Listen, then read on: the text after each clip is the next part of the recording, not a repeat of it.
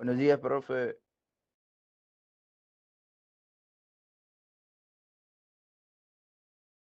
Buenos días, alumno.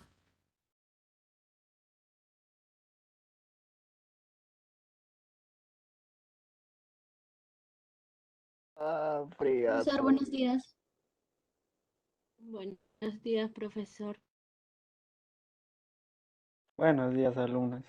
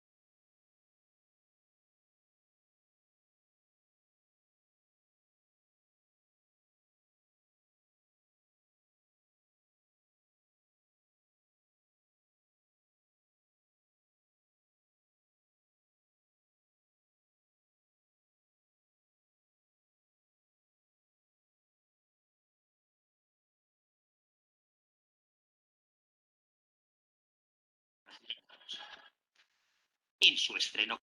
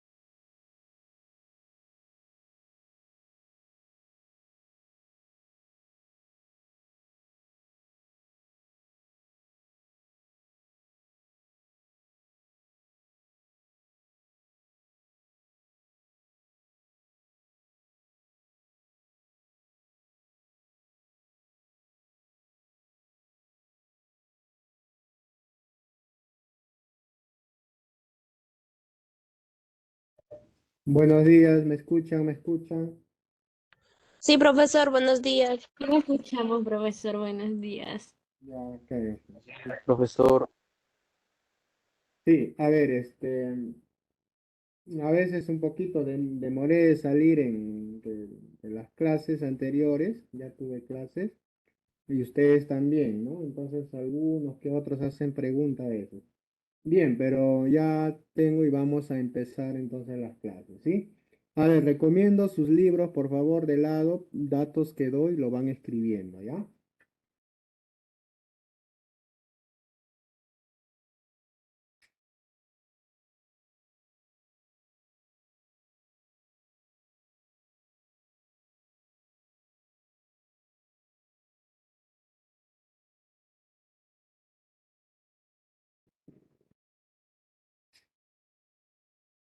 Listo, alumnos. A ver, tengan ustedes muy buenos días.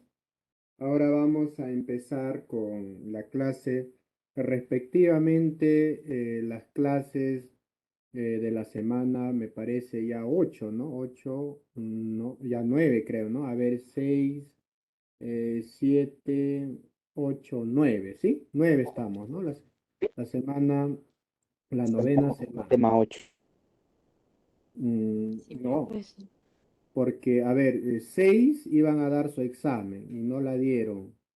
Hicimos la semana 7, hicimos la semana 8 y ahora es la semana 9. Sí, Profesor. mm, sí, así es. Tema 9, profe. Claro, 9 eso. Porque yo me acuerdo la sexta, venía el examen y suspendieron, ¿se acuerdan? Entonces hice ahí la séptima, hice renacimiento. Después la octava es moderna y la novena es contemporánea. ¿Sí? Entonces ahora hacemos filosofía contemporánea. Ya, ahí se ve, contemporánea. Listo. Bien, nosotros hemos trabajado lo que era la filosofía moderna, hemos trabajado con el racionalismo, el empirismo y el criticismo, ¿no? El racionalismo es las ideas claras, evidentes, vienen de la razón, en cambio las ideas que vienen de la experiencia proviene de la misma experiencia que yo tengo hacia el mundo exterior. Y el criticismo es la fusión de racionalismo con empirismo, ¿no? Y el representante del criticismo es Immanuel Kant. Después teníamos al idealismo dialéctico, que, ojo, debemos recordar bien a Hegel porque ahora voy a emplear a Hegel aquí en esta clase. Hegel decía que las ideas cambian, por eso es idealismo dialéctico, ¿sí? La idea de libertad cambia. Hice en la pizarra la idea de libertad en la antigüedad, uno era libre, ¿no? Jerjes en el oriente. Luego algunos con la democracia en Grecia, los romanos, senadores, etc. Y próximamente Hegel decía el Estado germano o el Estado alemán debe ser el Estado ideal donde todos los hombres sean libres, todos, sin importar su creencia, ¿no? Entonces Hegel decía, si en el Estado germano habían ateos, bueno, hay que respetar a los ateos, ¿no? En cambio, si alguien era ateo, por ejemplo, en el Oriente, contradecía a Jerjes, Jerjes lo mataba, ¿no? En la democracia te daban tres opciones, matar, irte y pagar indemnización. Viene el Estado germano, y en el Estado germano a los ateos ya no se le hace nada, ¿no? Entonces, eso es lo que Hegel planteaba, que la idea de libertad, el razonamiento del hombre había cambiado, por eso es idealismo dialéctico, ¿sí? Entonces, a Hegel tenemos que tener en cuenta para poder entender ahora las clases cuando lleguemos aquí a marxismo. Bien, ahora hacemos filosofía contemporánea. Filosofía contemporánea es en estos tiempos, ¿no? O sea, actualmente estamos en filosofía en tiempo contemporáneo. ¿Y qué viene en el tiempo contemporáneo? En el tiempo contemporáneo viene el desarrollo de la ciencia y la tecnología. Actualmente la tecnología ha dado pasos agigantados, ¿no? Tecnología, por ejemplo, tiene los celulares, las computadoras, ¿no? Todos los materiales que nosotros podemos observar y también utilizarlas. La ciencia también ha avanzado en las ciencias de la medicina, también entre otros ámbitos, campos de la ciencia. Siempre hay ese avance. Bien, entonces vamos a hablar ahora del positivismo. ¿Qué es el positivismo? El positivismo, su fundador, el creador es Augusto Comte. El creador del positivismo es Augusto Comte. ¿Qué puedo pensar cuando yo estoy leyendo o veo la palabra positivismo? A ver, voy a hacer un ejemplo. Positivismo me da una idea de algo positivo, algo que es útil, algo que me sirve. Es como que ustedes dicen, oye, Carlos es negativo y Martín es positivo. ¿En qué sentido? En que de repente Carlos le cuento mis problemas y Carlos no dice nada, ¿no? Más bien me dice, te acompaño nada más, ¿no? En cambio, Martín es positivo porque Martín me explica de una manera más detallada, me da ánimos y puedo así superar, ¿no? Esa dificultad. Entonces yo digo, la amistad de Martín es más positiva que la amistad, ¿no? de Carlos, que es negativa. Bien, de ahí nomás nada más, de ahí saquemos conclusión. Entonces Augusto Comte dice así, positivo es lo que sirve, lo que me es útil, y lo negativo es lo que no me da, es decir, no me ayuda a lo negativo. Y para Comte, lo positivo es conocimiento válido, lo positivo es ciencia. En cambio, lo negativo para Comte, escuche bien, es la metafísica, la religión, la creencia. ¿Sí? Eso es para Comte. Entonces, voy a explicar lo siguiente. Positivismo es un conocimiento real, positivo, útil, y todo lo positivo sería ciencia, ¿no? Entonces, la ciencia para Comte es un conocimiento útil, necesario, ayuda. En cambio, el otro conocimiento que dije, ¿cómo se llamaba el conocimiento negativo para Comte? La metafísica. ¿Qué es la metafísica? En la metafísica hay supuestos conocimientos. No son comprobados, no son ciencia. Ejemplo, las creencias en Dios, los ángeles, se encuentran para Comte en el conocimiento negativo que sería la metafísica. Por lo tanto, añadan ahí alumnos en su libro, pongan, eh, el positivismo está en contra del conocimiento metafísico. ¿Qué es lo metafísico? Es supuestos conocimientos para Comte. No son reales. La metafísica no es real. Queda en supersticiones. Si yo digo el ángel existe, Dios existe, ¿en qué me ayuda? Bueno, me da ánimos, la parte psicológica, nada más. Entonces Comte dice eso no es del todo real. En cambio, el conocimiento positivo es ciencia. La ciencia sí ayuda. Por ejemplo, tengo un dolor de columna, me he caído, y si pienso en el ángel, bueno, un rato me calmará, ¿no? Le pido a Dios, un rato me calma, ¿no? Pero eso no me ayuda. En cambio, el conocimiento positivo es el fisioterapia, ¿no? El licenciado en fisioterapia, rehabilitación física. Me pone el TEMS, me pone, ¿no? El TEMS me ayuda, ¿no? Científicamente abre, llega a los nervios, relaja, ¿no? Ciencia, y me va a pasar el dolor, ¿no? Entonces, lo que va a ayudar para Comte es el conocimiento científico, más no lo metafísico. Eso es lo que quiero que se entienda. Entonces, en su cuaderno pueden añadir, Augusto Comte o el positivismo está en contra de todo lo metafísico. Eso también siempre es realce en relación al positivismo. ¿Qué más?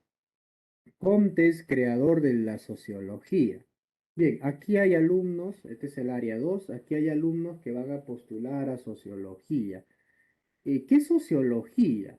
La sociología, su fundador ha sido Augusto Comte, porque Augusto Comte en el curso de filosofía positiva, o es una obra extensa, donde Comte menciona la ciencia, las matemáticas, la química, un poco de anatomía relacionado con la biología, la astronomía, también habla un poco de astrología, pero en el último libro va a hablar en el último libro, sobre la sociología, ¿no? Y en el libro de la sociología, lo que habla es que en la sociedad también hay leyes. Es decir, Augusto Comte, alumnos, era matemático, enseñaba en un instituto tecnológico en Francia las matemáticas. Augusto Comte, en el tiempo de Augusto Comte, las matemáticas eran ciencias, ¿no? Habían algunas ciencias. Pero ¿quién hablaba de ciencias sociales? Nadie. Entonces, Comte se da cuenta de algo. Dice, si en física todo cuerpo de una acción hay una reacción, igual en química, son leyes, en la física hay leyes, en la química hay leyes, y en la sociedad también hay leyes, pero el hombre no quiere reconocerlas. Entonces Augusto Comte escribe en su último libro, en la última parte de la obra, habla sobre la sociología. Y aquí Augusto Comte señala que en la sociología también hay leyes, pero no son leyes naturales, lo que utiliza la física, la química, sino le llama leyes en la sociedad que rige la sociedad, ¿no? Por ejemplo, dice, los gobernantes, ¿no?, hacen leyes, ¿ve? Para que rija, para que se rige la sociedad, ¿no? Entonces, Augusto Comte plantea que la sociología es una ciencia porque trata de leyes, pero no en la naturaleza, sino en la sociedad. ¿Ve? Por ejemplo, en la sociedad hay guerras, hay conflictos, hay protestas. Para Comte hay problemas y todo problema tiene una solución, una explicación. Entonces, Comte de esa manera va a ser real, va a ser posible la existencia de las ciencias en la sociedad. Por eso, ¿qué sociología? Es el estudio de la sociedad. Y hoy en día la UNEVAL tiene esa carrera de sociología. ¿Qué prime en la sociedad? Educación. ¿Qué hay en la sociedad? Leyes jurídicas. ¿Qué más hay en la sociedad? Personas, si están bien psicológicamente, ¿ve? ¿Quién deambula en la sociedad? ¿No? Las personas que tienen enfermedades mentales. ¿Qué más hay en la sociedad? Allá en la municipalidad hay protestas, no pagan. En el hospital Hermilo Valdizán han despedido trabajadores. Uy, problemas. ¿Qué más? En la RENIEC hay personas que no tienen identidad. Uy, otro problema. Pensión 65. Algunas personas no reciben la pensión 65 y esa persona está pasando por carencia. Uy, un problema. Es decir, el sociólogo, así en sí decir, ¿no? A ver, alumnos, los sociólogos es muy amplio su campo. Es más amplio incluso que los que estudiamos de repente derecho, educación. El sociólogo tiene que estudiar todas las ciencias sociales, todo lo que hay en la sociedad. Hay colegios, el sociólogo tiene que saber de psicología, tiene que saber de pedagogía. Hay leyes jurídicas, hay juicios. El sociólogo también debe de conocer leyes. ¿Qué más? Hay problemas, protestas. El sociólogo también tiene que conocer economía, tiene que conocer leyes laborales. ¿Qué más? Hay, por ejemplo, personas que no reciben pensión 65 o no tienen la identidad. Uy, el sociólogo también debe de contribuir. Es decir, el sociólogo tiene que tener muchos brazos. Teóricamente debe conocer más. O sea, el sociólogo tiene que leer bastante, bastante. Pero sin embargo, me parece que es una carrera de que lo tomamos por opciones, ¿no? En la cual la carrera de sociología es una carrera muy complementaria, es muy amplia, más amplio que las demás, ¿no? ¿Por qué lo digo esto? Porque, bueno, tengo amigos, ¿no?, que han estudiado sociología y han sido siempre personas que conmigo conversaban filosofía, ¿no? Buscan a otro para hablar sobre educación, buscan para hablar de psicología. Entonces, sociología es un campo muy abarcado, Y otra cosa en sociología, hay que tener mucha sensibilidad social, mucha sensibilidad social. Es decir, el sociólogo ve el bienestar del ser humano. Profesor, ¿el sociólogo puede excluir? No, no. El sociólogo, para no excluir, tiene que estudiar antropología. ¿Ve? Así es, alumno.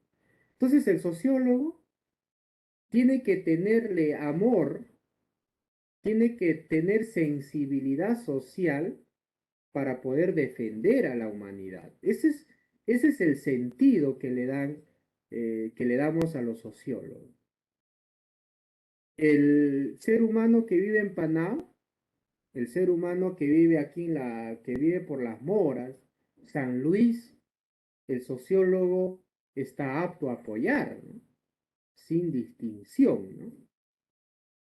Entonces, para ser sociólogo hay que tener esa sensibilidad social. Eso es lo principal. El campo del sociólogo, como le dije, es amplio, es muy amplio, porque estudia los problemas de la sociedad. Es como, es como el médico, ¿no? O sea, que tú vas al médico, tú, ¿no? Y el médico dice, ¿qué tienes? Ah, ya me siento, tengo tos seca, ¿no? Ya 2 semanas, 3 semanas, 2 semanas. Puede ser tuberculosis, el doctor está pensando, ¿no? Puede ser gripe, puede ser tuberculosis. ¿Desde cuándo, no? Te va a preguntar. Y luego dice, ya, vas a tomar esto para que te cures, ¿ves? El médico soluciona el problema de salud. Y lo más hermoso es que el médico tú le dices, ¿no? Lo que sientes. El sociólogo es como el médico, pero médico social, ¿no? El sociólogo tiene que ver los problemas más amplios de la sociedad. ¿Hay corrupción? ¿Cómo el sociólogo puede saber que hay corrupción? ¿Acaso el sociólogo cuando va y le dice, señor alcalde, dicen que usted es corrupto? Ya que el alcalde te va a denunciar, ¿no? ¿Cómo sabes? Yo no soy corrupto. Entonces, el sociólogo tiene que investigar. El médico la tiene fácil, el sociólogo no la tiene fácil. Igual, el abogado tampoco no la tiene fácil, ¿no? Las ciencias sociales es es más difícil, alumnos, que unas ciencias, ¿no? Médicas, ¿no? El comunicador social también tiene que averiguar. Entonces, alumnos, se dan cuenta de esas diferencias. ¿Y quién es el que hizo posible la sociología como ciencia? Es Augusto Comte. Bien, yo creo que ya está claro. Estoy chamullando mucho. Ya, ahora pasamos a lo que es el conocimiento para Comte. Pasó por 3 estados. Ahí está. El conocimiento para Augusto Comte ha pasado por 3 estados. ¿Cuáles son los estados por los que ha pasado? Vamos a explicar el estado. Para Comte, el conocimiento humano ha pasado por los siguientes estados. Es decir, el hombre primitivo no tenía conocimiento científico, ¿no? Listo. A ver, estoy muy chavito.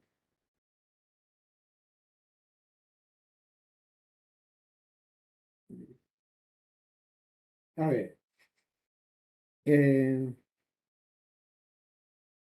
Comte dice, el hombre desde la prehistoria ha tenido conocimiento.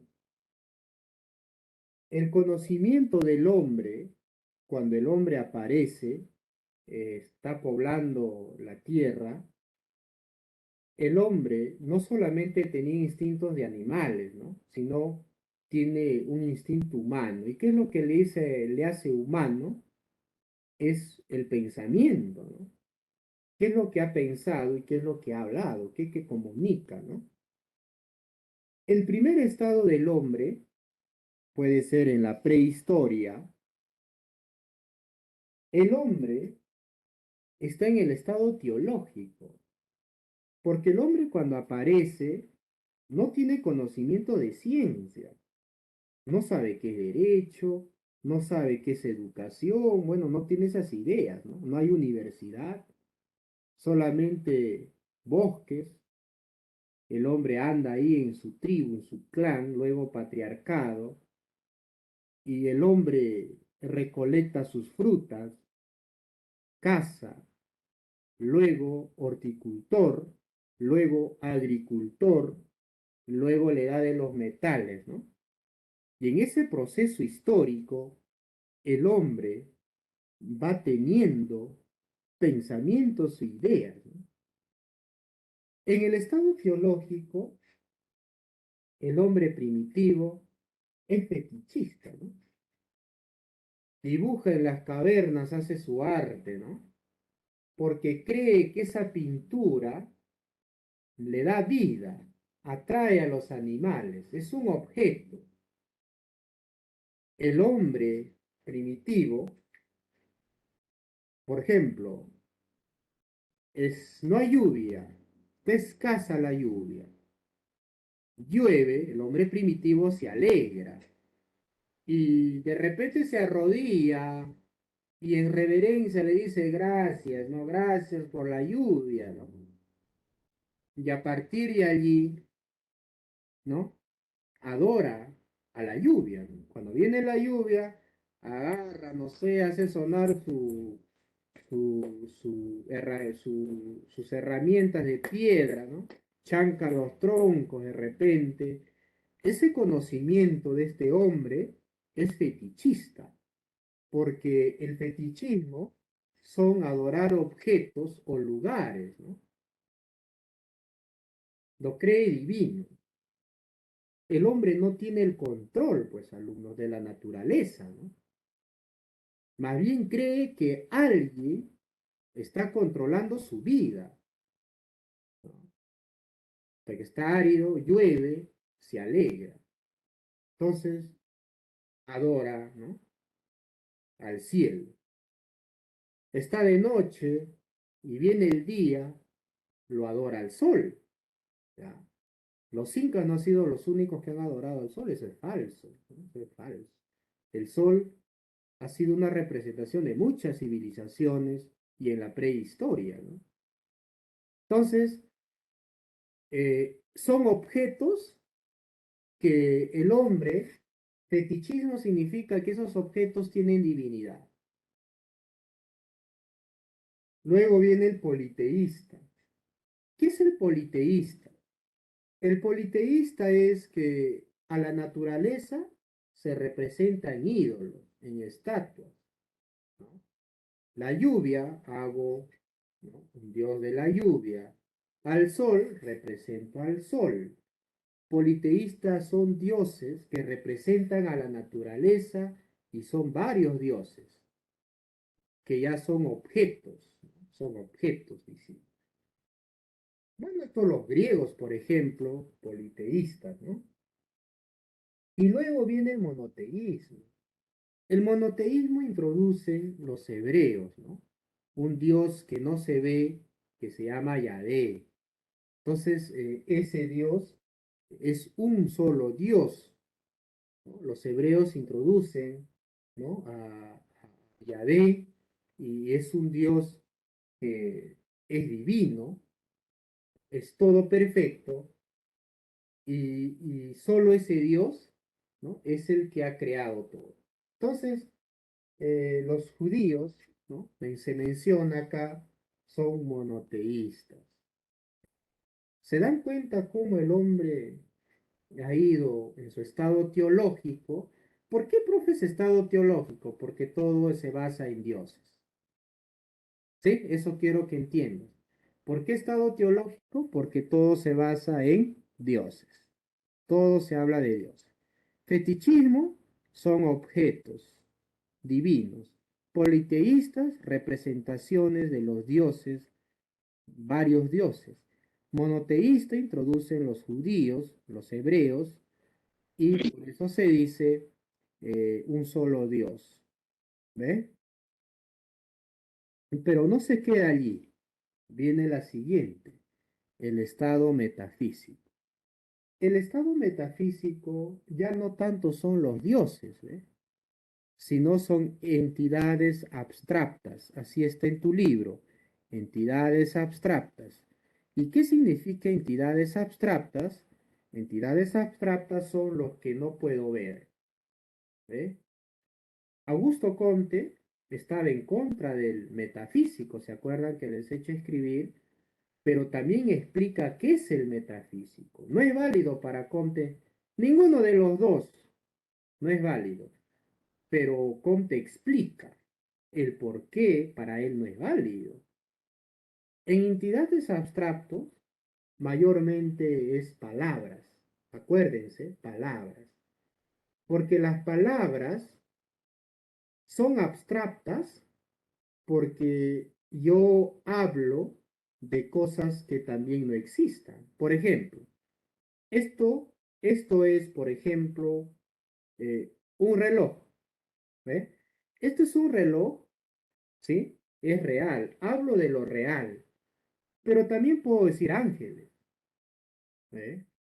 Pero a los ángeles no te lo presento como el reloj, pero puedo hablar de ángeles. ¿Mm? Puedo hablar de alma. Puedo hablar de espíritus. ¿Ve? Tanto es que la religión coge eso, dice, alma es uno, espíritu es otro, y cuerpo es otro. El hombre es Trinidad, dice, ¿no? Porque en la Biblia habla de alma y también habla de espíritu. El espíritu nos da Dios, el alma, bueno, no puede, pero dicen que el hombre está formado de tres. ¿Cómo demostrar al alma?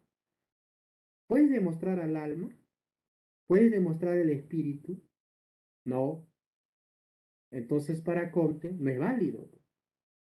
¿Puedo demostrar el reloj? Allá. Esto sí es conocimiento real. ¿Y puedo demostrar al alma, al espíritu, los ángeles? No. Entonces no es real para Comte. Entonces, las entidades abstractas son entidades que no las veo. Por ejemplo, el alma, ¿no? El espíritu, los ángeles, hasta el mismo Dios, ¿no? Entonces, para Comte, no. Pero luego viene un estado. En el Renacimiento moderno, Comte halaga al modernismo y dice, ahí apareció Galileo. Galileo Galilei tenía pensamientos metafísicos y también teológicos, pero Galileo a la vez llega al estado positivo. ¿Por qué? Porque Galileo utiliza un medio para comprobar, para medir. Galileo con su telescopio observó, ¿ve? Cómo eran los astros. Entonces, el estado positivo, alumnos, el estado positivo es ciencia. ¿Eh? Y toda ciencia que tiene leyes, se organiza el conocimiento científico. Entonces, para Comte, este es el estado positivo, el desarrollo del conocimiento es el estado positivo. Y Comte dice, la ciencia ayudará a la humanidad. El estado metafísico, bueno, son palabras, lo teológico, bueno, ayuda al aspecto psicológico, pero no ayuda realmente a la humanidad, ¿no? Entonces, eso es lo que Comte explica en los estados, en los estadios, en algunos libros, estadios está en el libro, pero aquí en el libro ese prevale hemos puesto estados, ¿no? Los tres estados que el hombre ha pasado su conocimiento. ¿Sí? A ver, ¿está claro? ¿Se entiende?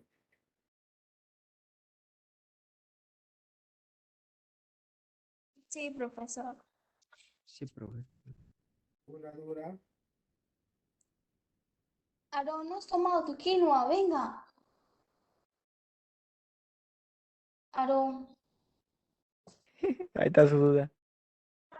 Ya ahorita Aarón. lo tomo, espérame, ahorita lo tomo. Bien, quiero quinoa. Recién están tomando Oye, desayuno. Yo también quiero mi quinoa, Aarón, por termina favor. tu quinoa, rápido. Mariela, tu Aarón. micrófono. Aarón, Espérate, dame tu voy. quinoa, Aarón. Espérate. Aarón, toma, pe. Mariela, tu micrófono. Estado positivo de Comte. Toma tu quinoa. Aarón, venga a tomar tu quinoa. Yo estoy tomando mi Quaker. Listo. Pasen la quinoa. Me regales Profesor, quinoa. Aarón ¿el es bien estado de Trinidad desobediente. estaría en el estado Aarón positivo? el desobediente. Ya, sus micrófonos, por favor.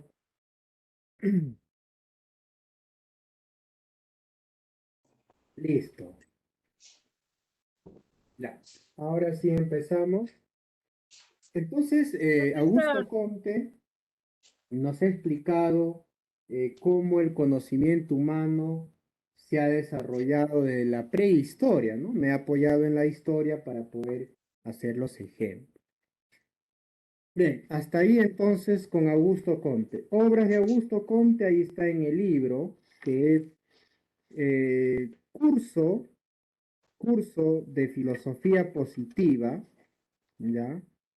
Eso es la obra. Todo lo que sea positivismo, alumnos, se tienen que acordar que es Augusto Comte.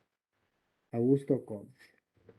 Ahora pasamos a lo que es el marxismo. ¿Eh? Ahora sí, vamos a hacer lo que es marxismo. Listo. Vamos a empezar de arriba. A ver, voy a hacer un poquito más amplio marxismo, ya, a ver, para poder entender.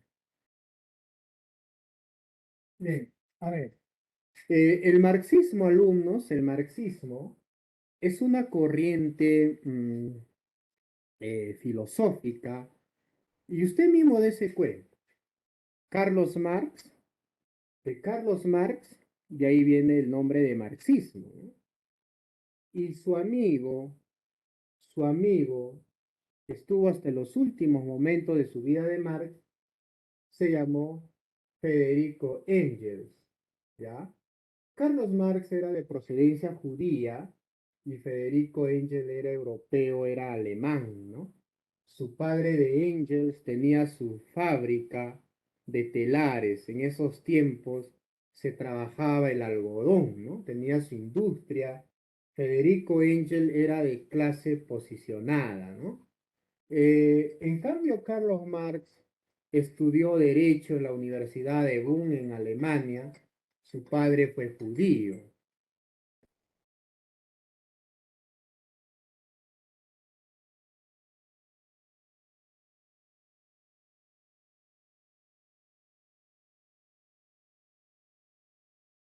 Entonces, lo que ha sucedido es que de Carlos Marx, su padre fue abogado y él estudió en la universidad, ¿no? El Federico Engels más dedicado al negocio. Pero Federico Engels, cuando visitaba Brest, la fábrica de su padre, veía que ahí trabajaban horas y luego visitaba alrededor de la ciudad y Federico Engel observaba que muchos obreros tenían un solo cuarto, lo compartían, todo era ahí, su sala, comedor, dormitorio, ¿no? Entonces Engel ve la condición del obrero y también ve la propia condición de él, ¿no? Entonces Engel va a escribir sus primeras obras sobre economía, de cómo era el trato, cómo era la vida del obrero. En cambio, Carlos Marx se direccionaba más a ser intelectual y vivir, ¿no? De su carrera, enseñar. Pero Marx también lo que hace es hacer disputas intelectuales con otros filósofos, ¿no? Bien, entonces estos dos, Carlos Marx y Federico Engels, son representantes del marxismo. Y en sí, ¿qué es el marxismo, no? El marxismo es una corriente filosófica que contiene literatura, filosofía, eh, incluso hasta la literatura, ¿no? La política. Entonces, el marxismo, alumnos, el marxismo es una corriente que va a surgir, pero a la vez se va a nutrir de otros pensamientos. A ver,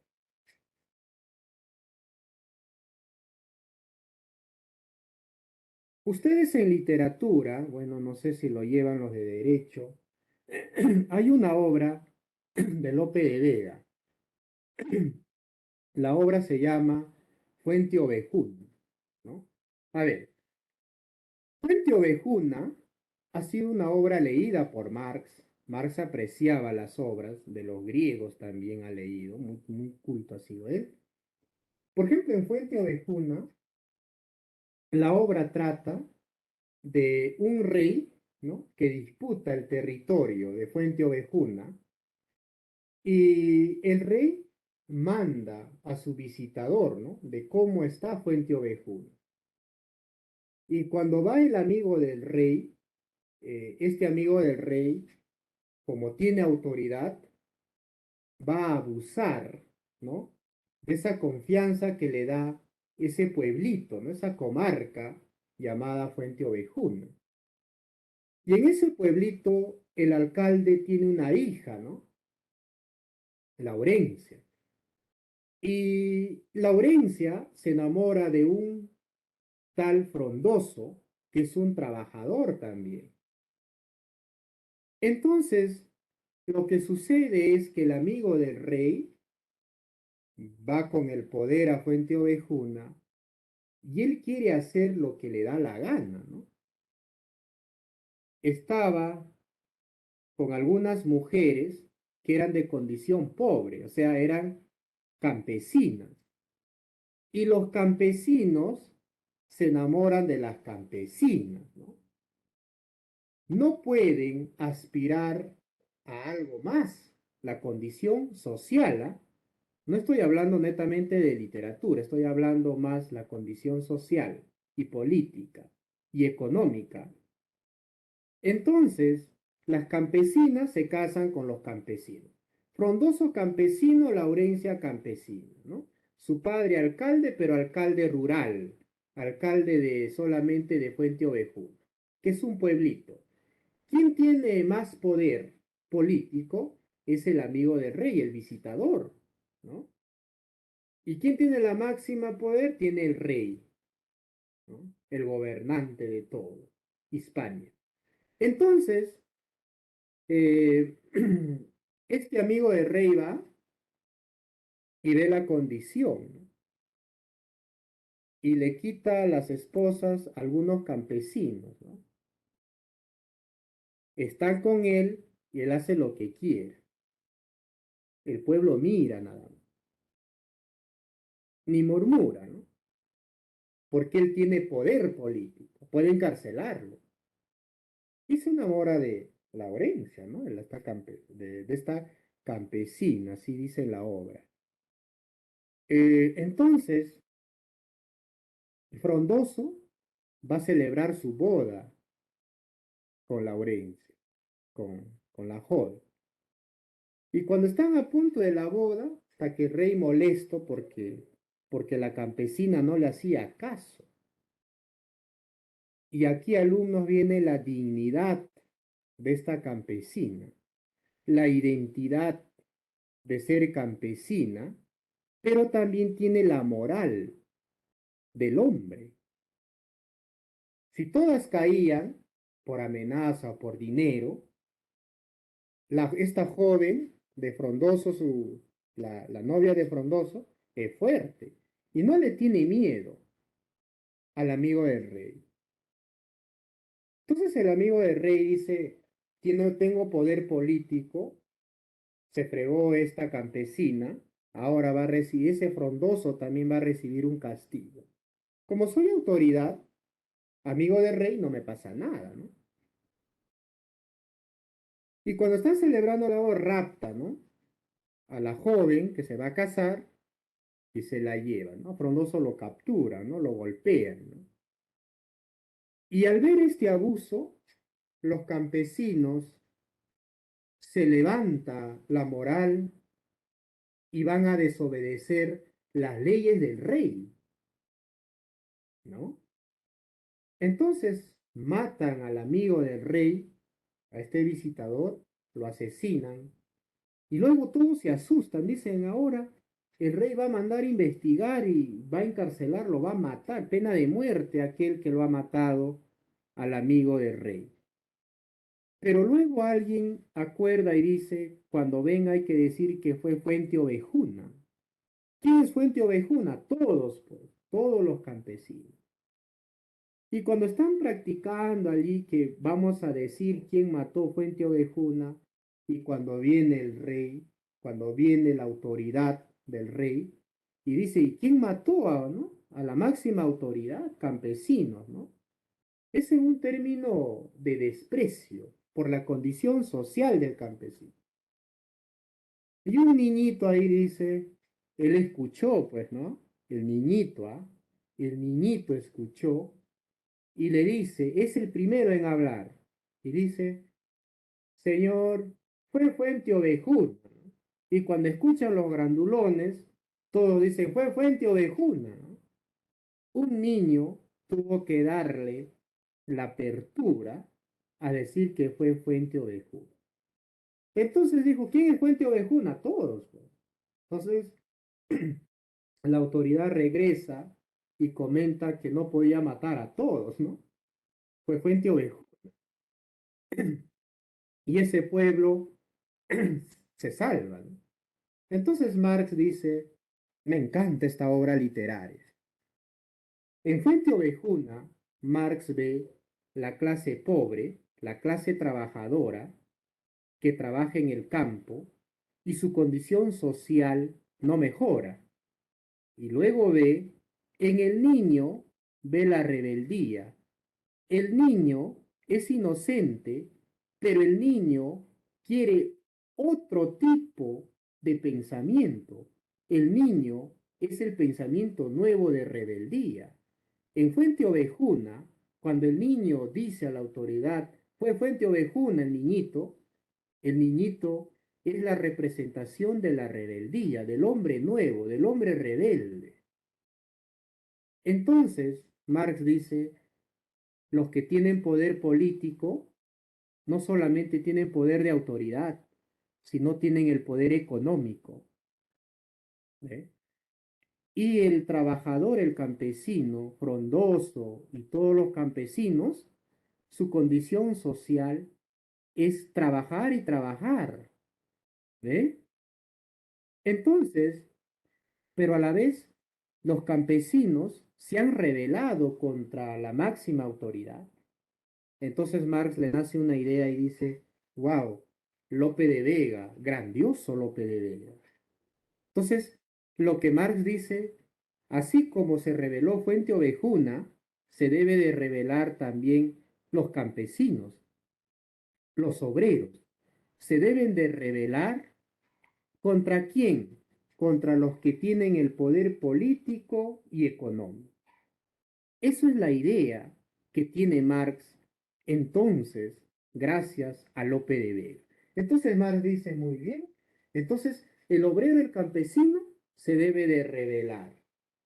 Fuente Ovejuna, que es el pueblo, todo el pueblo debe rebelarse. Y cuando se junta todo el pueblo, es vencedor. Pero cuando uno solo lucha, lo aniquilan y ahí se apaga. Pero si el pueblo actúa, conquista.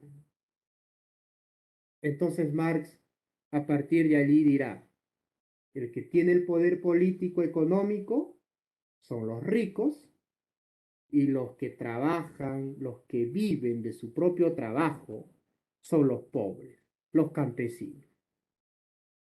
¿El rico mejorará la condición del pobre? Imposible, nunca. Debe ser como fuente ovejuna, rebelarse contra el poder económico y político. Y así nació el marxismo, algunos como una doctrina política y económica. ¿Sí? ¿Está claro? ¿Se entiende, alumnos?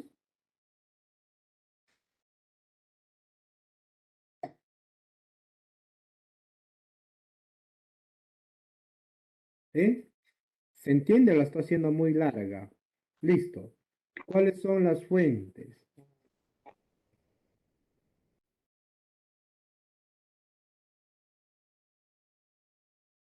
Ya. ¿Cuáles son las fuentes? Las fuentes del marxismo hay varias. ¿Ya? Bueno, no te voy a explicar todas, ¿no? Porque si no nos vamos a expandir. En el libro está tres fuentes. Idealismo clásico alemán, socialismo utópico francés y está economía política inglés. Profe, y Lope de Vega también ha influenciado en Marx, y, pero también debe estar en fuentes. Bueno, debería estar en fuentes, ¿no? Pero solamente en el libro tiene estas tres. Claro, son las principales, ¿no? Son las más principales. El marxismo se alimenta de las ciencias. Por ejemplo, Federico Engels tiene una obra que se llama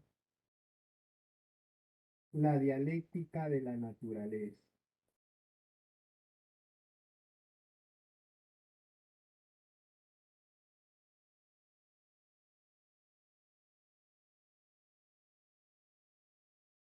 Está en el libro.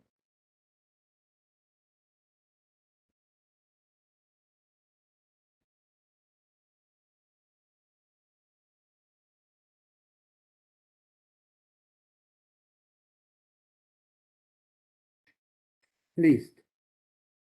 Federico Engels tiene una obra que se llama La dialéctica de la naturaleza. En esta obra, Engels sustenta que la materia es lo real. Por ejemplo, Engels recoge todas las noticias de los descubrimientos científicos. Y Lavoisier dice que la materia no desaparece ni se aumenta. La materia se transforma. Uy, para el marxista, este es un triunfo. Entonces, en la obra, Engels coge los últimos aportes de la ciencia, de la física, de la química. Y los marxistas entienden de que la materia no desaparece, ni se destruye, ni se aumenta, solo se transforma. Por ejemplo, en el universo hubo materia y lo que hizo el Big Bang fue explotar, ¿no? Big Bang, y a partir de esa energía se formó el sistema solar. Pero antes en el sistema solar se formó el Sol y de esas rocas que estaba alrededor se formó la Luna. Y de eso, materia, de esos gases, se formaron en planetas. Uy, entonces los marxistas dicen, en todo el universo, lo que ha existido siempre y es eterno es la materia. De la materia se ha creado el Sol, los planetas, y de la materia que tiene la Tierra, de la materia, se ha formado la vida. Es decir, el hombre es producto de la materia. Las plantas es producto de la materia. Y para los marxistas, en todo el universo lo que hay es materia. Lo único que hace la materia es transformarse nada más. Y así el marxismo abarca y dice, lo principal es la materia. De ahí viene el nombre de materialista histórico y materialismo dialéctico. Listo. Ahora, ¿sí? Ya expliqué el aporte de Engel en su obra que enfatiza la materia. Las fuentes. Idealismo clásico alemán. Hegel dice la idea es primero. Marx contradice a Hegel y Marx dice la materia es. Entonces, si Hegel, que es su maestro de Marx, dice ideal, la idea cambia, Marx le contradice y dice, la idea cambia, sí, le dice Marx, pero la materia también es la que cambia, ¿no? ¿Sí? Ahora, en el socialismo utópico francés, Tomás Moro quiere llegar a un socialismo utópico. Para Tomás Moro, el socialismo utópico va a llegar sin revolución, por las buenas. Y Marx le dice a los utópicos, Marx le dice, ustedes sueñan con una sociedad igualitaria, una sociedad perfecta. Eso no se va a dar, dice Marx, no se va a dar. Y entonces Marx, ¿cómo se da? Entonces Marx dice, se va a dar, pero con revolución. ¿Se acuerdan de Fuente Ovejuna? ¿Sí? La que hice, la que expliqué. Entonces en Fuente Ovejuna se ha visto que los campesinos se rebelaron contra el amigo del rey. Y ahora Marx va a decir, al igual que Fuente Ovejuna, se rebelen, pero no solamente al amigo del rey, sino al mismo rey. Hay que destruirlo, ¿eh? Para que los campesinos puedan vivir sin explotación, ¿eh? Entonces Marx dice, los cambios sociales no se da soñando, no se da hablando, los cambios sociales se dan con revolución. Eso fue la dinamita, ¿no? Eso fue lo principal. Por eso en los años 70, 80 alumnos, la Guerra Fría se dio por el marxismo, ¿no? La Guerra Fría. Los países africanos lucharon por su libertad inspirado en el marxismo. Es decir, Marx ha tenido influencia en todo el mundo, hasta en el Perú. En el Perú, marxistas han sido los universitarios, ¿no? De San Marcos, la Cantuta, y lo que hizo Fujimori fue matarlos, ¿no? Porque esos estudiantes estaban comprometidos con destruir el poder, ¿no? Del Estado peruano. Entonces, Marx dice, se va a llegar a una sociedad igualitaria, pero no por las buenas, sino con la revolución. Luego viene la economía política inglesa. En la economía política inglesa, Marx se enfrenta con Adam Smith, que es el padre de la economía. Smith dice, hay el capitalista, el que alquila el terreno y el que trabaja el terreno. Los tres ganan, dice Smith. Gana el que invierte, el capitalista, gana el que alquila el terreno, los fisiócratas, y gana el que trabaja la tierra. Y Marx le dice así, pero quien menos gana es el obrero. Pero ¿de quién nace la riqueza, Smith? Del capitalista, no, ni del que alquila el terreno, sino la riqueza nace del obrero. Pero tú, Smith, desvaloras al obrero. En cambio, el marxismo dice, si el obrero es quien produce la riqueza, entonces el obrero debe ser el quien tenga su propia riqueza. ¿Y por qué le va a dar al que alquila la tierra? ¿Por qué le va a dar al capitalista? Más bien el obrero, si se revela, no trabaja, no gana el que alquila la tierra. Si no trabaja, no gana el inversionista. El obrero sepulta.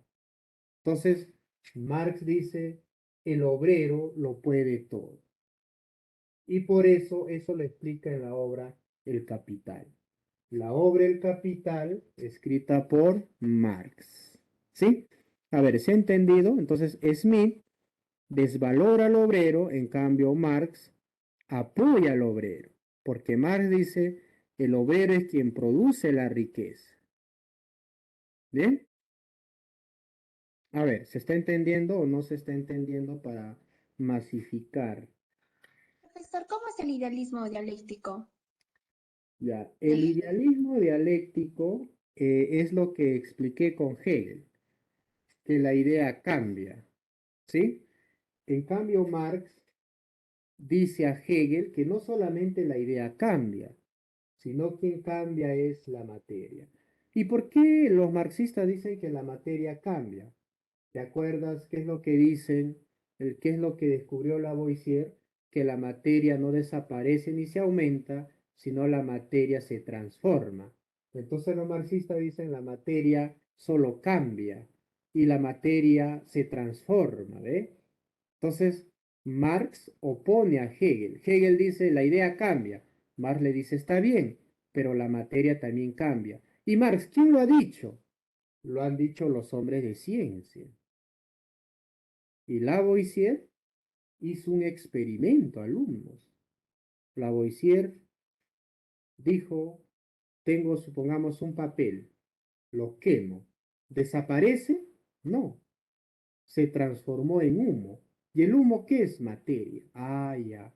Entonces, los marxistas dicen, la materia solo se transforma, mas no desaparece.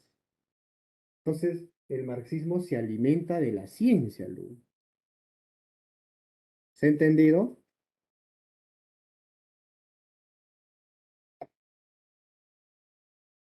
A ver, ¿sí? A ver, señorita, ¿se ha entendido? A ver. Sí, profesor. Entonces, ¿cuál es la diferencia de Marx con Hegel y Sara?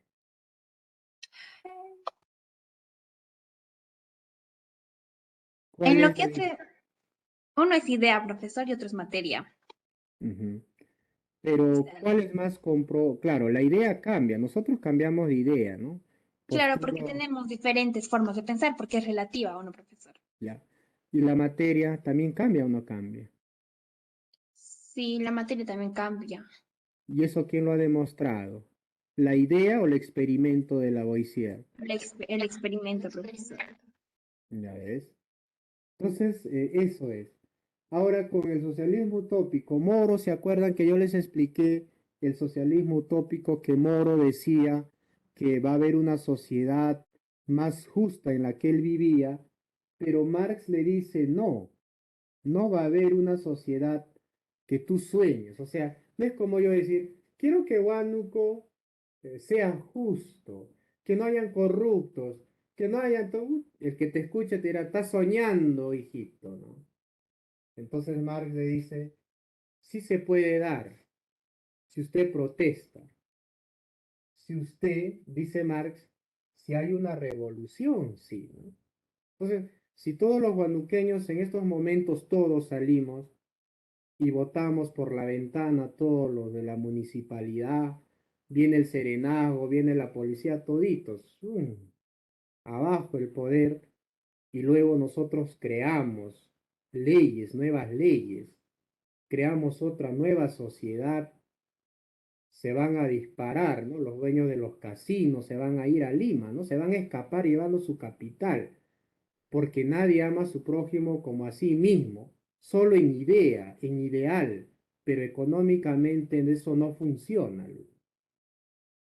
Hasta el cura se va a ir. Todos se van si hay una revolución. Y desde Lima dirán, los guanduqueños son demonios, ¿no?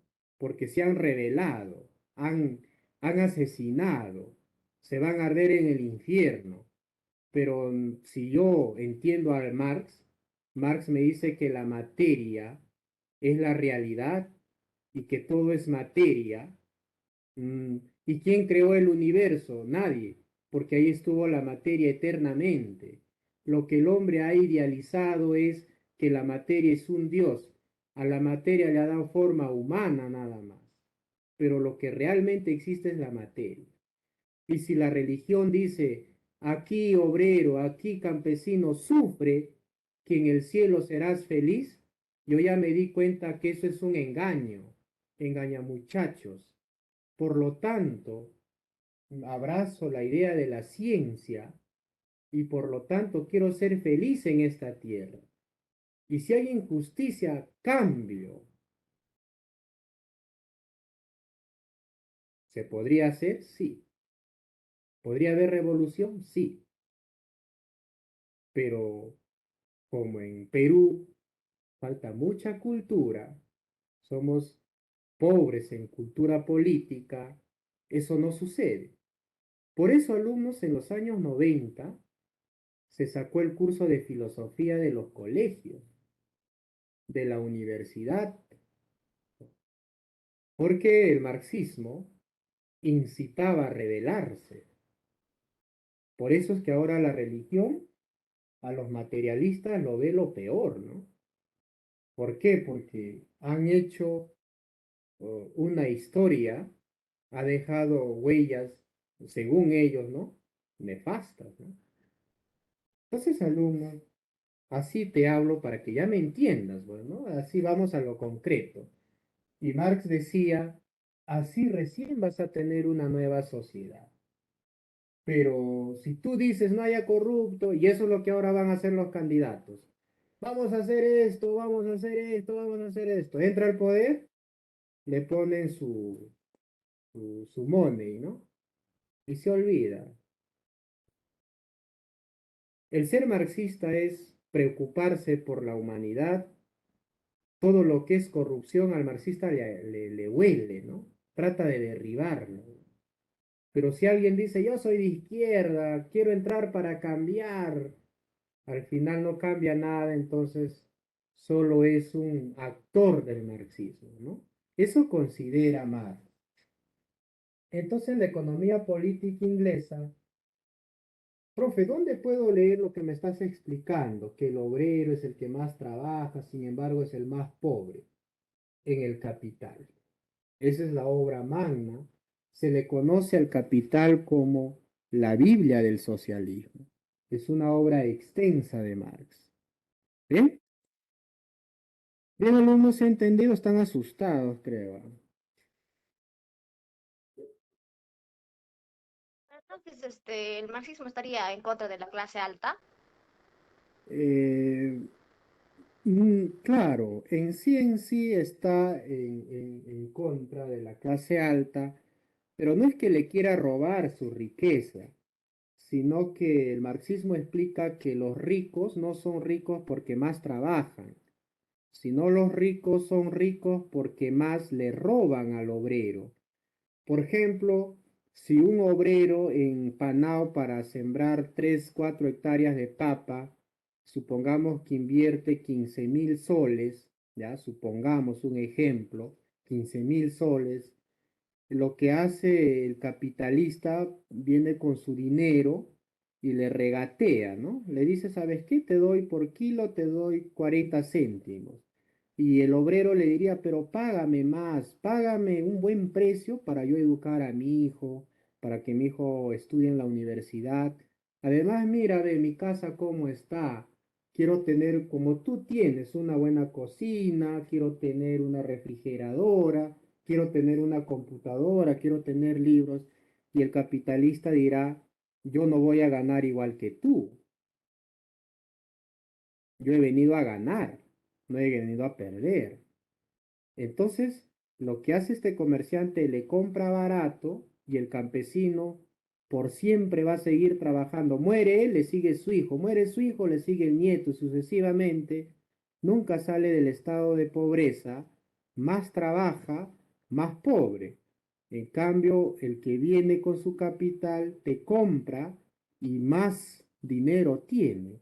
Y cuando llega de repente a Lima, va a llegar contento con la mochila lleno de dinero y le dirá, ¿sabes qué, esposa mía? A su hijo le dirá, hijo, anda, llama al cura para que bendiga el dinero. Gracias a Dios he ganado. Y el curita vendrá y dirá, bueno, mi misa te cuesta, muy bien, es de eso no preguntes, toma tu propina todavía, ¿no? Y el cura hará una misa bonita porque Dios lo está bendiciendo.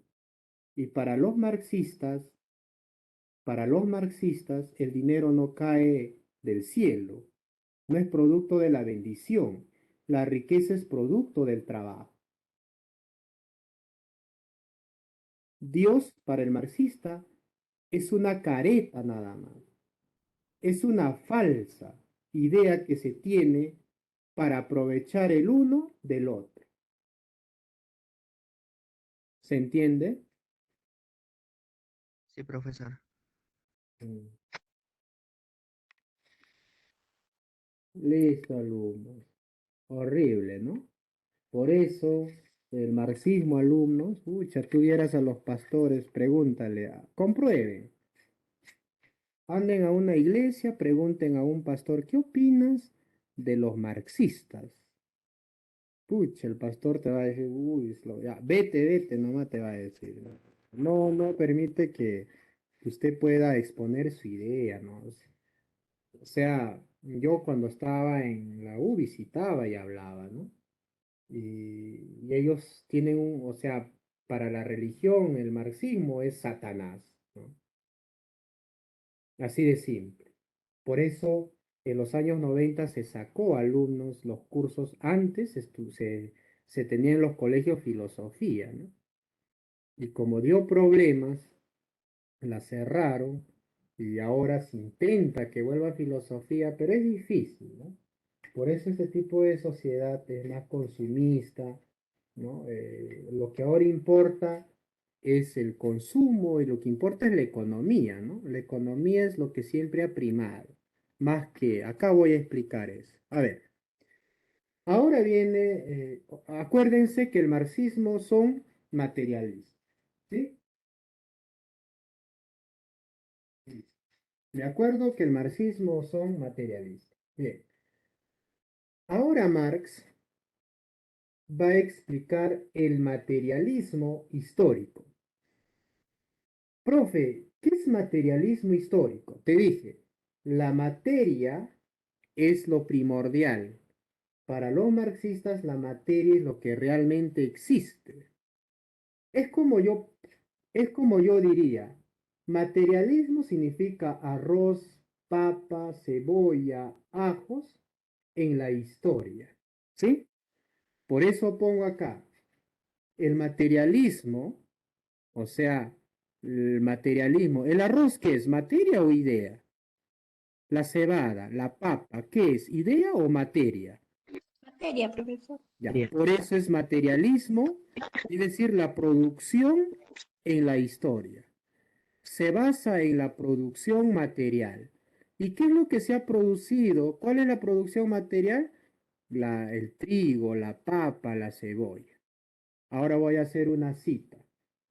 En la Biblia dice, el hombre no solamente vive de pan, o sea, el hombre no solamente vive de arroz, el hombre no solamente vive de materia, consumiendo arroz, porque el arroz es materia, la papa es materia.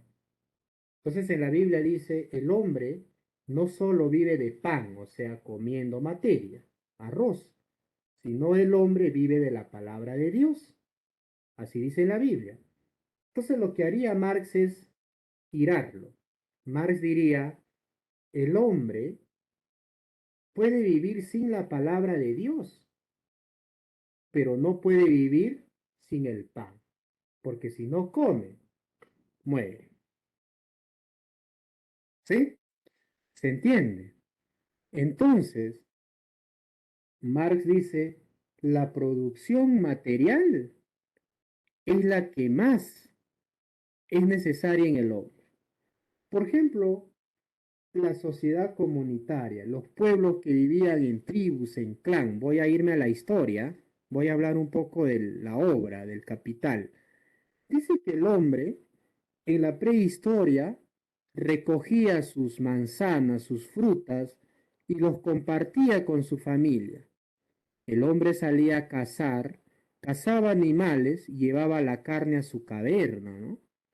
Y luego llevaba a su casa cuando ya vivían, ya eso es antes del neolítico, el paleolítico superior, el paleolítico medio, ¿no? Entonces, cuando se encontraban tribus entre tribus, no decía esto es mío, el otro no decía esto de acá es mío.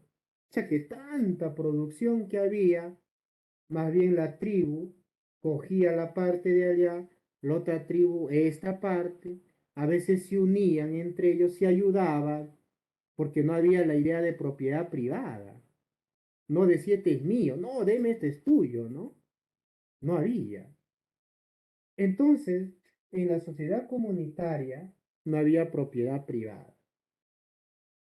Uno para todos y todos para uno. Algo así como en el imperio incaico, ¿no? El, el águilo que practicaba el águilo. Entonces, pero vino otra sociedad. ¿Cuál es esa sociedad? La sociedad esclavista. En el esclavismo, ¿qué es lo que sucedió? Bueno, históricamente dice el esclavismo viene en la edad de los metales. Bueno, para Marx no es en los metales, sino es ya en el paleolítico, ¿no? A ver, dos bandos. En sociedad comunitaria no se peleaban, no decía este es mío.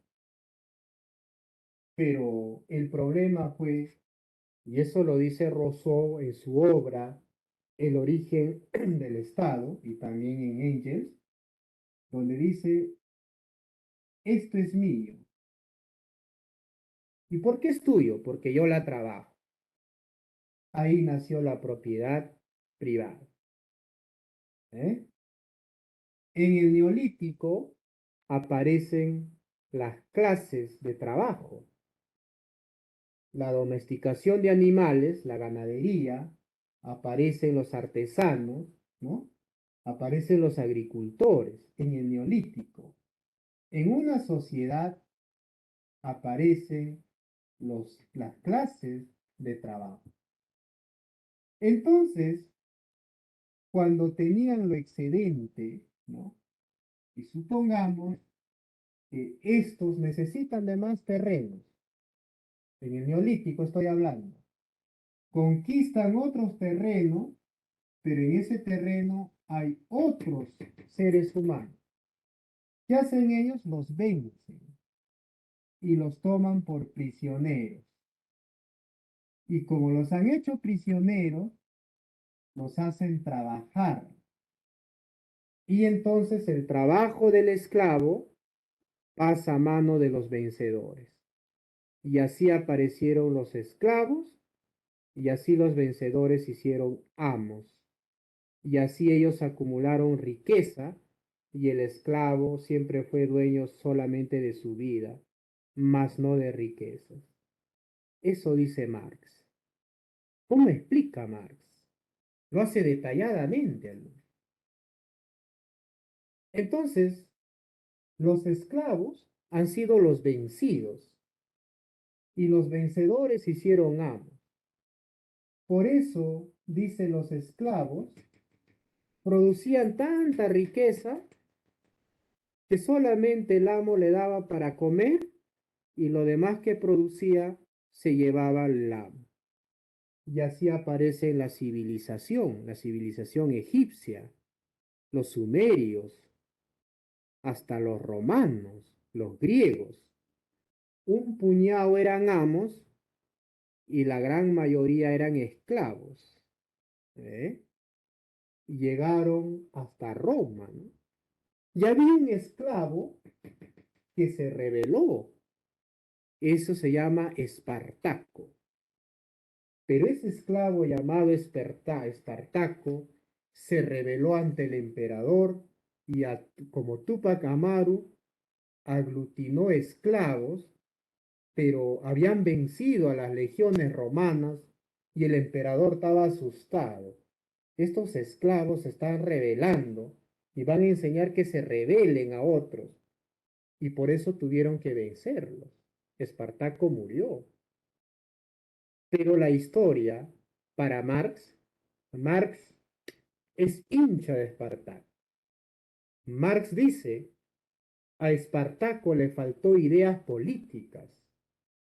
Espartaco quería derrotar a los amos y iban a quedar los esclavos libres. Pero ¿qué hacer después? Entonces Marx dice, pobre Espartaco, no tuvo ideas más claras. Por eso Marx escribe para los obreros, que eran sinónimos de esclavos para Marx.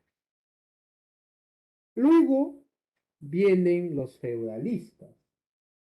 El señor feudal acuñaba las monedas. Usted sabe eso por historia. Habían siervos de la gleba. Aquí va tu pregunta. Siervos de la tierra y siervos libres. El señor feudal vivía en su castillo, extensión de tierra, y estaba rodeada de murallas, ¿sí? Y el siervo de la gleba trabajaba allí. ¿No? Y el siervo libre pagaba para que lo deje libre. Salía del corral del castillo alegre, no soy libre. ¿Ahora dónde me voy a vivir? Entonces empezó a hacer sus casas, los siervos libres empezaron a hacer sus casas alrededor de los feudos. Y a ellos se le llamó burgos. Burgos eran los siervos libres que hicieron sus talleres alrededor de los castillos de los señores feudales. Y cuando vino la guerra,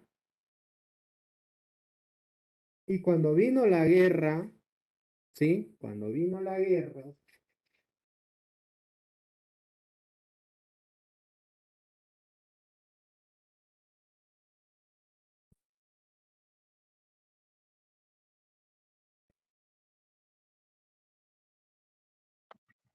¿me está escuchando? Profesor, no se le escucha. Ya, ahora, Ahora sí, profesor. ya, listo. Entonces, el señor feudal en su castillo y los siervos libres pagaron por su libertad y se fueron a vivir alrededor de los feudos. ¿Y a qué se va a dedicar? Los siervos libres empezaron a viajar, traían productos, vendían productos artesanos, zapatos, vestidos. Uy, creció los burgos y el señor feudal encerrado en su castillo ya no sabía qué hacer, ya no podía mandar. Entonces los burgos va creciendo, creciendo, salen profesionales, viene la universidad y los burgos van a destruir los castillos del señor feudal. Los siervos libres van a liberar a los siervos de la gleba. Y ahí aparece la burguesía. La palabra burguesía viene del siervo libre que vivió alrededor de los feudos. Entonces, el siervo destruyó el feudalismo y el siervo se convierte en burguesía y es la sociedad capitalista. Ahora la burguesía, ¿ya? La burguesía acumula capitales, tienen dinero y los invierten, ¿no? La burguesía. Entonces la burguesía reemplaza al señor feudal y el siervo es reemplazado por el proletario que es el obrero. Entonces Marx, ¿qué dice? Marx dice, el siervo se rebeló contra el señor feudal y ahora el obrero, el proletario, también debe rebelarse por la burguesía. Solamente ha cambiado de nombre, porque el siervo trabajaba para el señor feudal y el obrero trabaja para la burguesía. Es igualito. Entonces, lo que debe de hacer es el proletario debe de liquidar a la burguesía. Y cuando se rebele el proletario ante la burguesía, se va a llegar a una sociedad socialista, donde el proletario va a gobernar al mismo trabajador. Por eso Marx dice, la lucha de clases, por eso está en tu libro, la lucha de clases. ¿Qué quiere decir? Que la lucha del esclavo contra el feudalismo, el proletario con la burguesía, es el motor de la historia. ¿Sí? Entonces Marx demuestra que solo ha cambiado de palabra, porque hasta hoy en día el campesino sigue vendiendo su producto, ¿no? Por ejemplo, ahorita ha subido el gas, ha subido el petróleo, ha subido gasolina, ha subido hasta los cereales. ¿Por qué? Porque los dueños de esos negocios, ¿no? Lo que hacen es ponen el precio que ellos quieren, porque tienen el poder, lo tienen en sus manos, ¿no? Si ellos dicen cuesta tanto, cuesta tanto. Si ellos dicen que cuesta tanto, cuesta tanto. Eso es el capitalismo, alumno. El capitalismo. Entonces, ¿quién tiene poder ahora? Para Marx es la burguesía. Y el proletario tiene que aguantar. Tanto cuesta la gasolina, paga más tú, tienes que pagar tu pasaje. Tanto cuesta, tienes que hacerlo. Porque el quien hace las leyes ya no es el obrero. El que hace las leyes y hace lo que quiere es el capitalista. Y el Estado peruano protege al capitalista.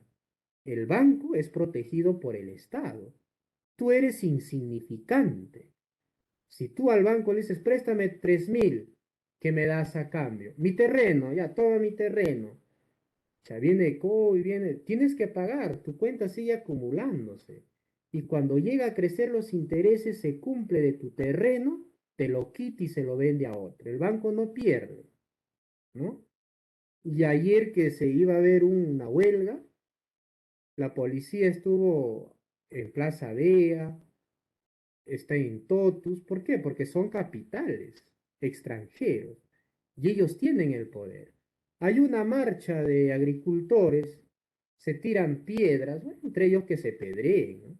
Pero nadie toca Totus, nadie toca Plaza Vea, porque dan trabajo a los peruanos y debes agradecer que tienes trabajo. Así todavía te dicen, ¿no? Cuando realmente es que por tu trabajo crece su capital. Por eso esas empresas tienen en todos los países, gracias a lo que nosotros damos, ¿no? Por eso, alumnos, debemos comprar más en el mercado, ¿no? Esas personas que venden su verdurita, a ellos, porque su economía depende muchas veces de nosotros, ¿no? Y mucha gente tiene la idea, como vemos en la tele, Plaza Vea, sus ofertas, para publicidad, ¿cuánto se paga por segundo? Pregunten, averigüen.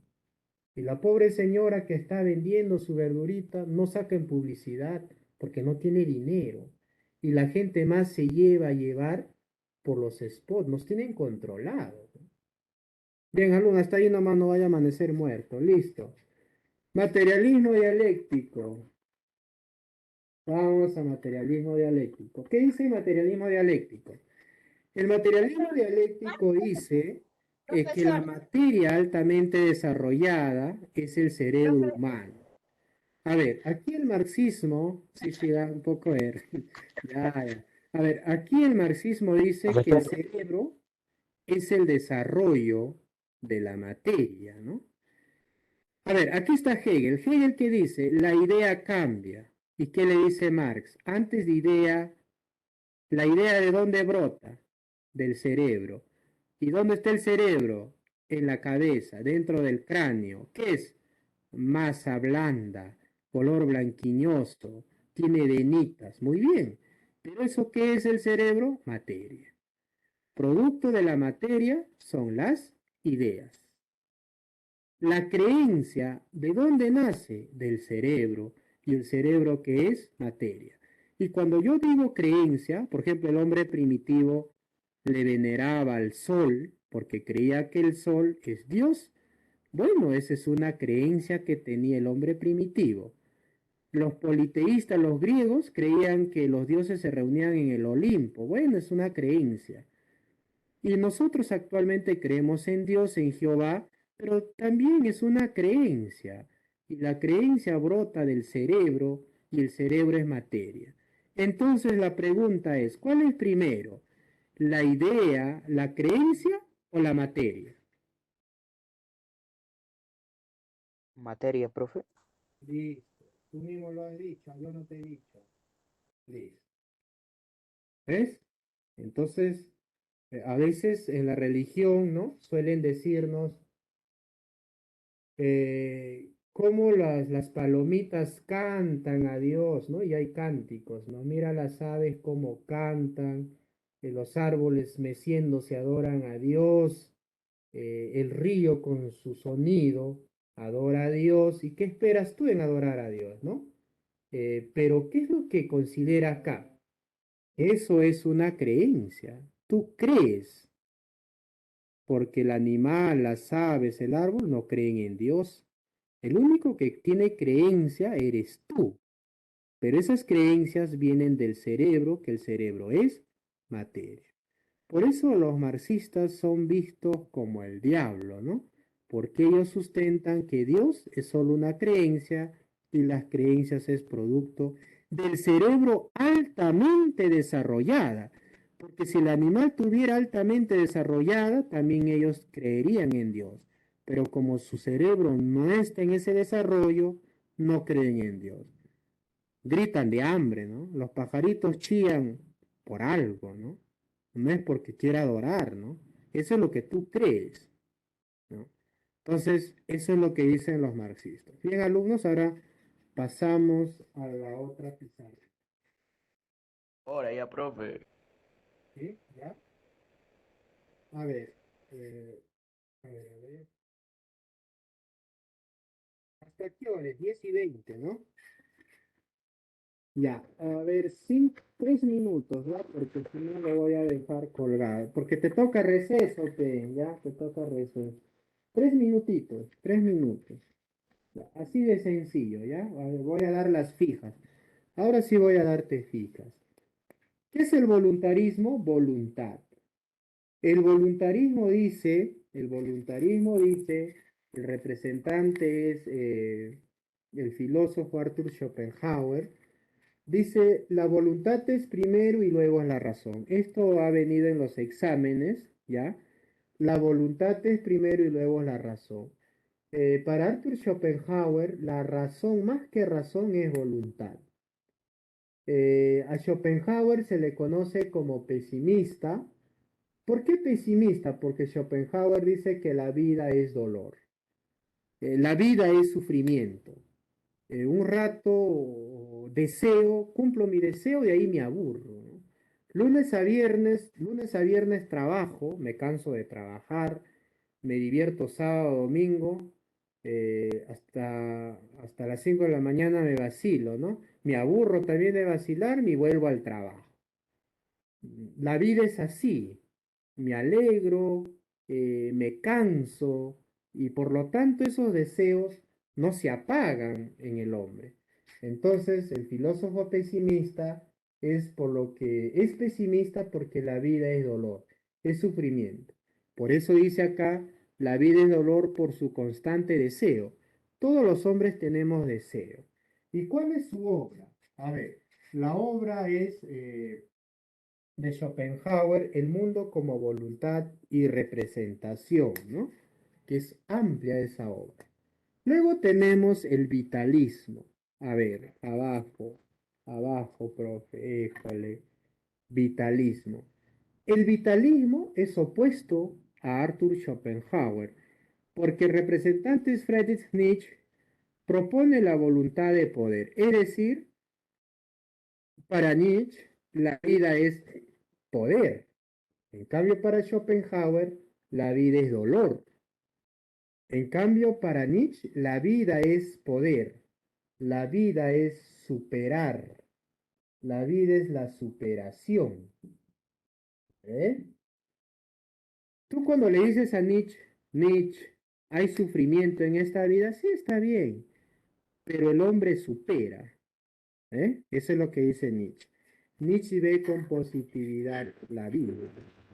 Luego pasamos, ya para terminar, tú que estás con ganas de ir al receso. Luego, Nietzsche propone, tiene una obra que se llama Así habló Zaratustra, donde propone la idea del superhombre. ¿Quién es el superhombre? El superhombre, dice, tiene la voluntad de poder. El superhombre es el hombre que ha superado, ¿no?, su sufrimiento, el hombre que vence el sufrimiento. Acuérdense, Superman, saco man y pongo superhombre, ¿no? Entonces, el superhombre tiene la voluntad de poder.